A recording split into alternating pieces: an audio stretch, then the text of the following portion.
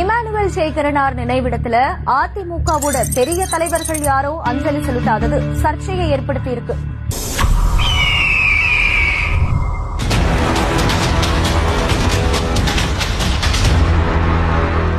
ராமநாதபுரம் மாவட்டம் பரமக்குடியில இருக்கிற இமானுவேல் சேகரனாரின் நினைவிடத்துல துணை முதல்வர் உதயநிதி ஸ்டாலின் உள்ளிட்ட முக்கிய கட்சிகளோட தலைவர்கள் அஞ்சலி செலுத்தினாங்க. இதுல அதிமுக சார்பா முன்னாள் அமைச்சரும் எதிர்க்கட்சி துணைத் தலைவருமான RB உதயகுமார் அஞ்சலி செலுத்துவார்னு அறிவிக்கப்பட்டுச்சு. ஆனா அவரோட தாயார் காலமாக உதயகுமார் பரமக்குடிக்கு போகல.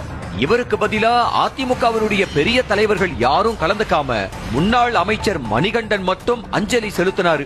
ஏற்கனவே மதுரை விமான நிலையத்துக்கு இமானுவேல் சேகரனாரோட பேரை வைக்கணும்னு ஒரு தரப்பு சொல்ல, பசும்பொன் முத்துராமலிங்க தேவர் பேரை வைக்கணும்னு எடப்பாடி பழனிசாமி சொன்னது தென் மாவட்டங்கள்ல பெரும் சர்ச்சையை ஏற்படுத்திக்கிட்டு இருக்கு. தென் மாவட்டங்கள்ல சாதி கலவரத்தை தூண்டுற மாதிரி எடப்பாடி பேசுறாருன்னு டிடிவி தினகரன் விமர்சிச்சிருந்தாரு. இந்த நிலையில அதிமுக சார்பா மணிகண்டன் பரமக்குடியில அஞ்சலி செலுத்திட்டு வரும்போது மதுரை விமான நிலையத்துக்கு பேர் வைக்கிறது தொடர்பா எடப்பாடி பேசினதை பத்தி அவர்கிட்ட சில பேர் கேள்வி எழுப்பி பிரச்சனையில ஈடுபட்டிருக்காங்க. அவர் எதுவும் சொல்லாம அங்கிருந்து நகர்ந்துட்டாரு.